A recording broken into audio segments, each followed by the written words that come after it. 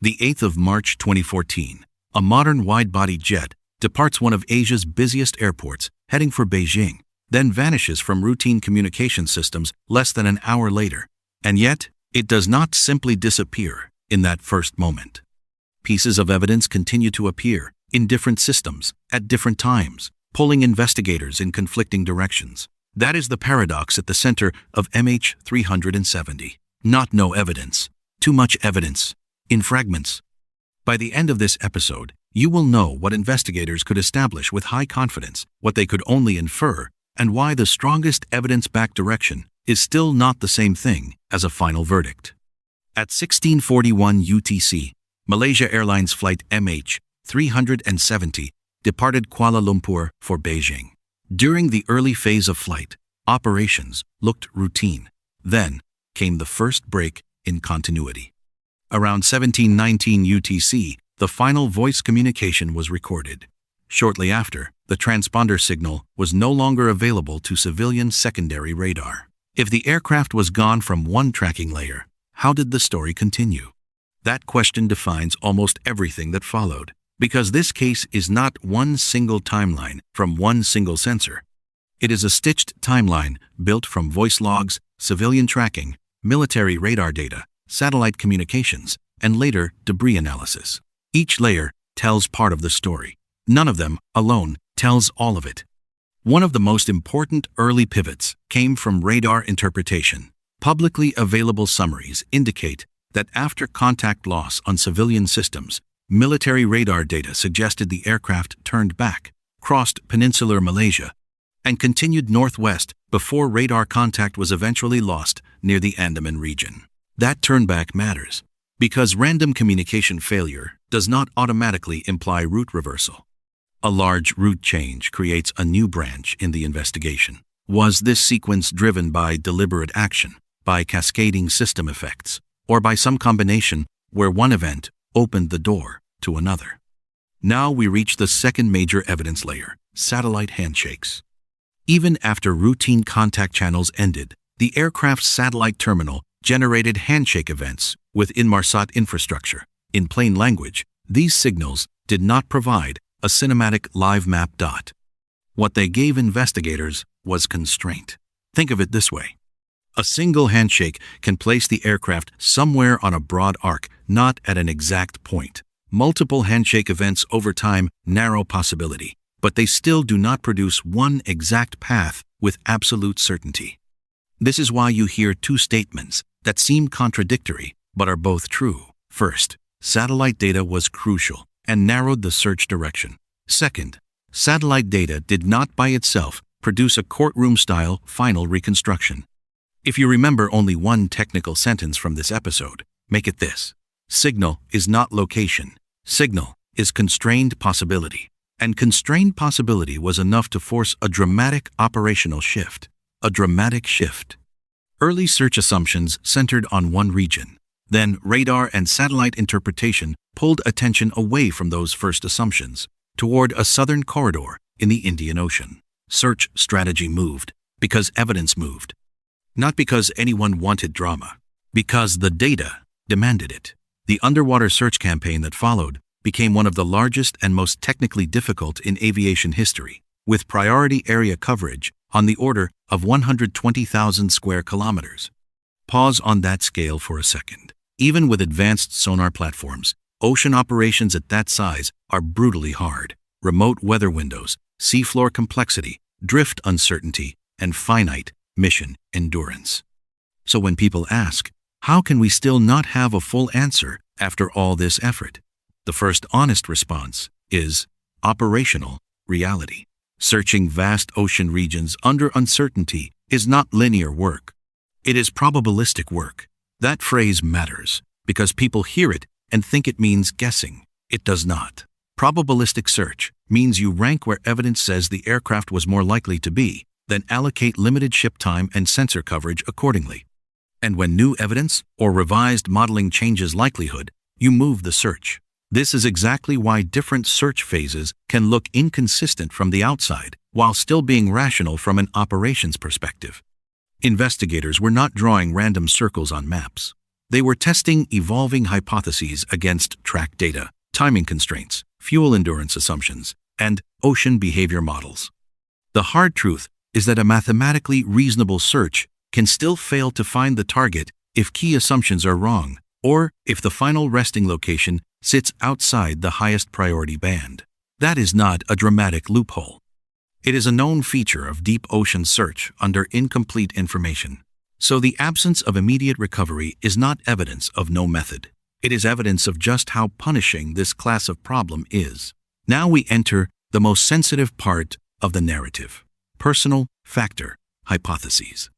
You cannot discuss MH370 responsibly without acknowledging that investigators examined crew-related possibilities. But you also cannot discuss it responsibly by turning unresolved speculation into motive fiction.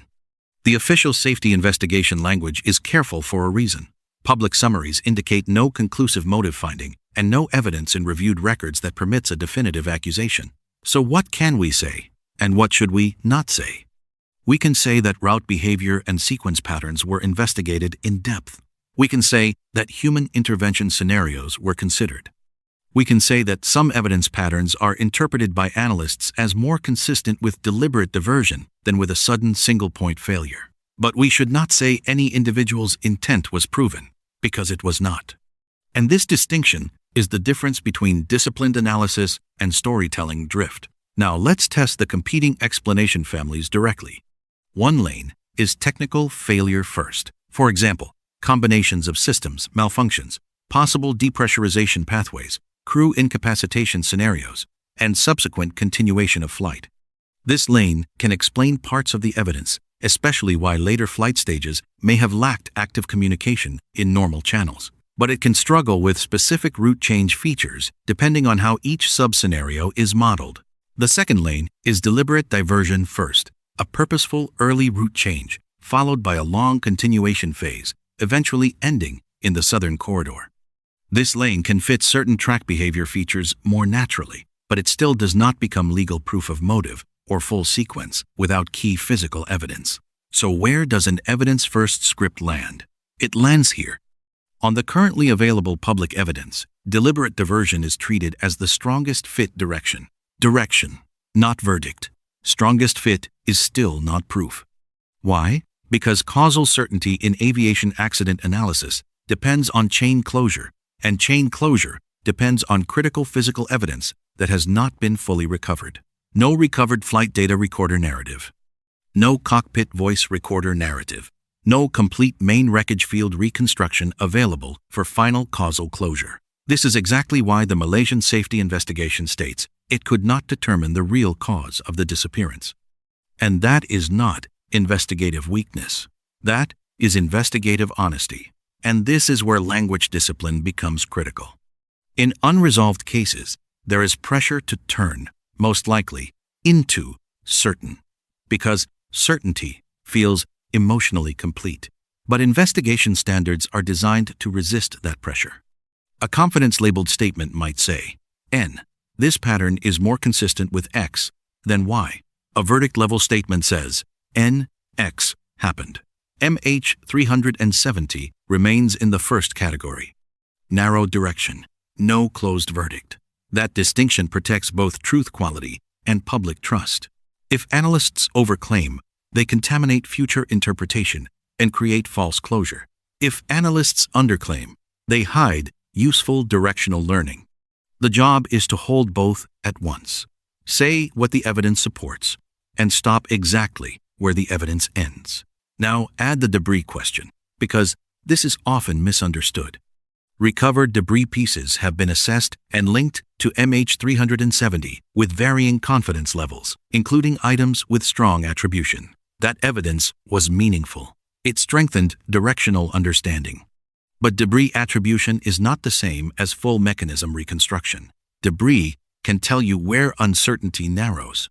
It does not automatically tell you every control input, system, state transition, or cockpit decision chain.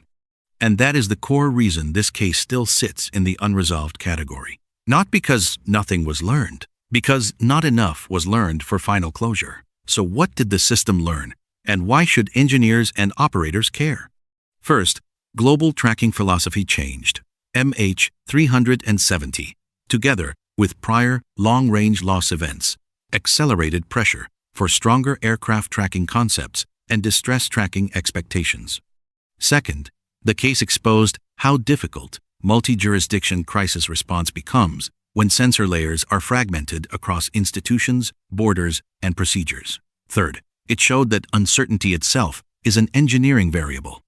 If your safety system assumes perfect data continuity, then one broken chain can create a strategic blind spot large enough to swallow months or years of effort.